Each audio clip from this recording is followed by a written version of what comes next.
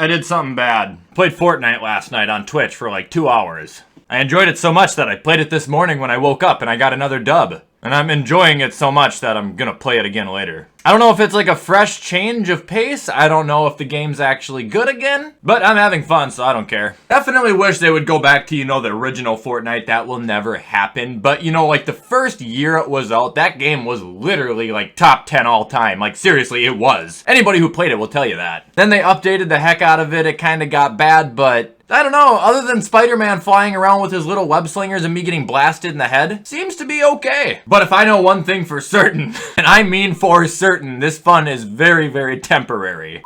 Alright, what is going on, guys, and welcome back to another video. Today's video, we are finally going to be giving you guys my end of the year NFL awards. I had to wait till the season finished in order to do these, and now the playoffs technically don't count towards them, even though I think voting really does. We're not going to go like that because I want everybody to have a fair chance. So I've got 10 awards listed here to hand out to players in the league. I think like 6 of them are real and 4 of them are made up, but I wanted to try and give you guys 10, so we got a list. One quick thing before we hop into the video, head over to gfuel.com, use code WyattzWorld, save yourself a discount on any G Fuel products, and let's hop into the video.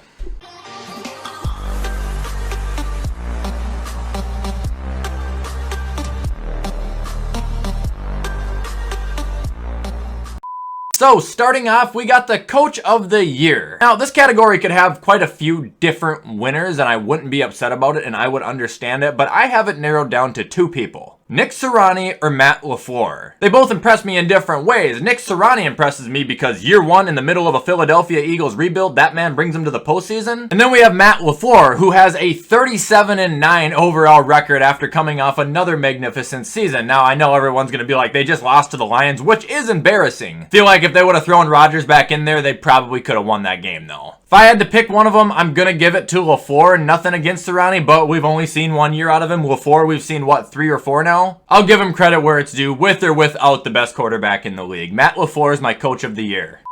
Alright, next award we got is the Comeback Player of the Year award. It's close, it really is, but I'm actually going to give it to Joe Burrow. Now, it's hard to say he's really coming back after, you know, only having 1 season where he got hurt, but he came back from that injury like Adrian Peterson came back from his ACL tear. 4,611 passing yards, 34 touchdowns, 14 interceptions, and a 108 passer rating. Now, could you make an argument for Dak Prescott to be Comeback Player of the Year? Absolutely, and I probably won't even fight it, but here's my little flaw with the Cowboys. They're 6-0 against their division this year, but they finished 12-5, meaning if they're not playing in their division, they're 6-5. That's barely above 500. I also think Joe Burrow has put the Bengals in their position a lot more on his own than Dak has put the Cowboys in the position they are on his own. Not that Dak isn't doing well, I'm just picking my side here. It's a close race, but I think Burrow came back not only better, but his ceiling is just limitless.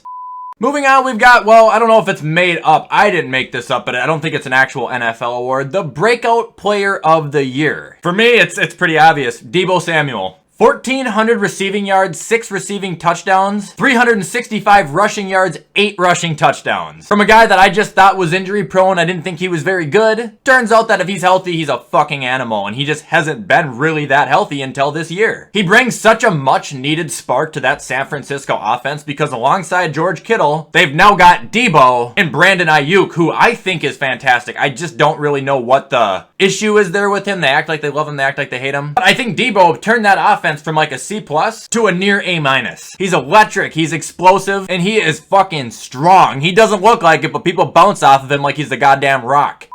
Alright, and moving on, we got the Defensive Rookie of the Year. Pretty easy, Micah Parsons. 13 sacks, rookie, the ability to play anywhere on the field at an elite level. How he has taken role of leadership so early. How he can recognize and pick offenses apart. How he can make a play on his own. Times where the guy looks like a veteran. He is an explosive game changer who is going to bring a high level of energy to that Dallas secondary. Or the line. Or wherever the fuck they want to put him. As far as a rookie showcase, I don't think you could have done much better than Micah Parsons did. He's fast. He's physical. He can cover you. He can pursue you. Absolute animal. Micah Parsons, Defensive Rookie of the Year, no doubt about it.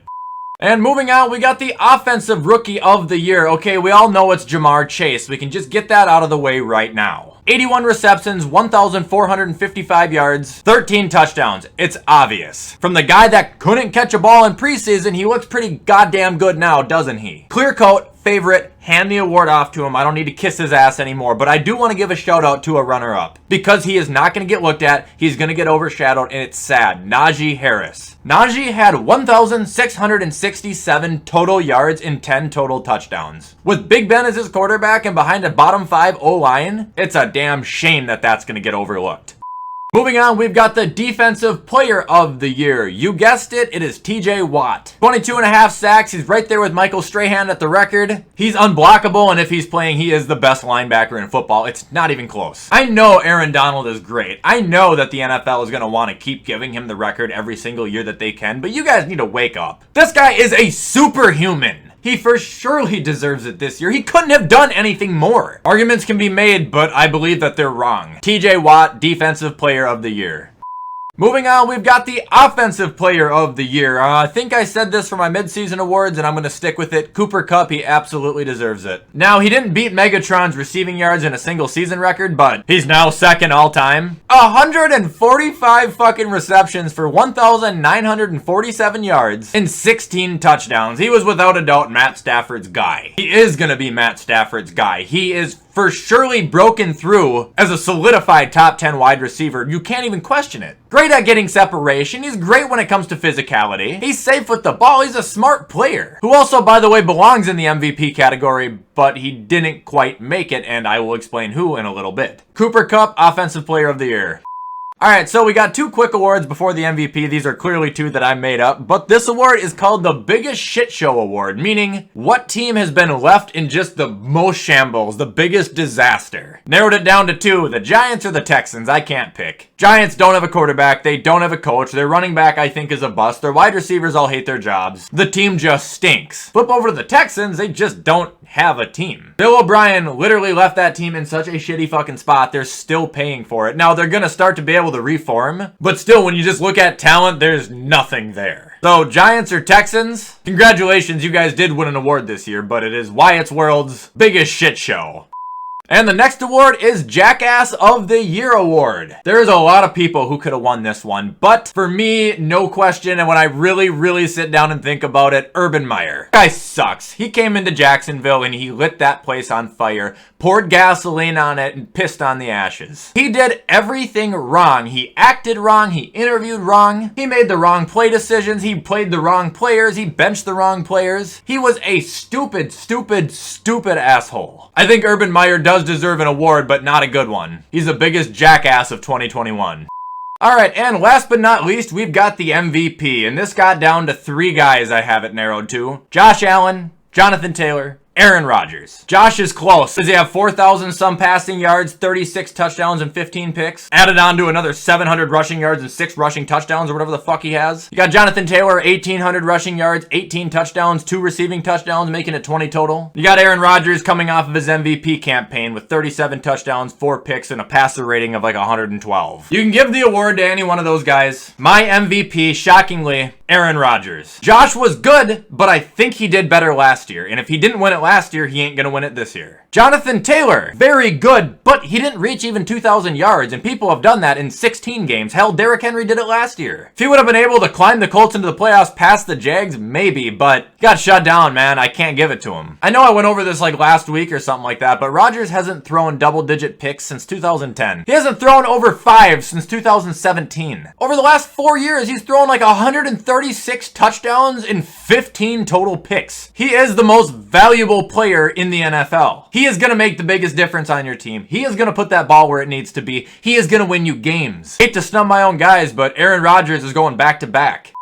Alright guys, and that is going to be all for my end of the year NFL awards. I hope you guys enjoyed this video. Let me know who you did and who you didn't agree with. I'd love to know. If you guys are interested in following my Twitch, any of my socials, or my second YouTube channel, which I plan on uploading on today, all that info will be in the description of this video. All that stuff being said, I'm going to hop off and get this shit edited so you guys can watch it on time. I hope you guys have a fantastic rest of your week, and as always, I will see you in the next video.